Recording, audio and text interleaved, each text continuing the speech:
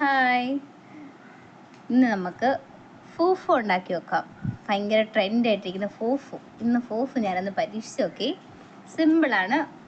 കുറച്ച് ചീനി, ഒരു 2 കഷ്ണം ചീനി എടുത്ത് കൊച്ചായിട്ട് അരിഞ്ഞിട്ട് കഴുകി മിക്സിനകത്തോട്ടിട്ട് ഒരു 1/2 സ്പൂൺ ഉപ്പും ഇട്ട് ഒരു തുള്ളി വെള്ളവും കൂടെ ഒഴിച്ച് മിക്സിയിലിട്ട് നല്ല പേസ്റ്റായിട്ട് അരച്ചെടുത്ത് നല്ല ഫൈനായിട്ട് അരച്ചെടുക്കണം.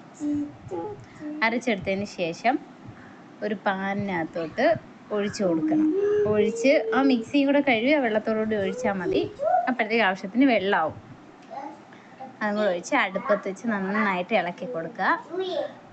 ആദ്യത്തിൽ തീ കൂട്ടിയിട്ട് ഇളക്കിയെടുക്കണം. അപ്പോഴത്തേക്ക് ഒരു അടി പിടിക്കാത്ത രീതിയിൽ ഇളക്കിയെടുക്കണം. പിന്നെ തീ കുറച്ചിട്ട് ഇളക്കിയെടുക്കണം. അപ്പം എന്താ ഇതുപോലെ പാനിൽ നിന്ന് വിട്ട് വരുന്നത് പോലെ ആവും. എൻ്റെ പാത്രത്തിൽ നിന്നൊക്കെ വെളിയിലൊക്കെ പോയിട്ട് ഞാൻ ഒരു കയ്യിൽ ഫോൺ പിടിച്ചിട്ടാണ് ഇത് ഇളക്കുന്നത്. അതുകൊണ്ടാണ് അത് താഴെ പോയത്. നിങ്ങൾ സൂക്ഷിച്ചിളക്കിയാൽ മതി. അപ്പോൾ നന്നായിട്ട് ഇളക്കി ഈ പാത്രത്തിൽ നിന്ന് വിട്ട് വരുന്നത്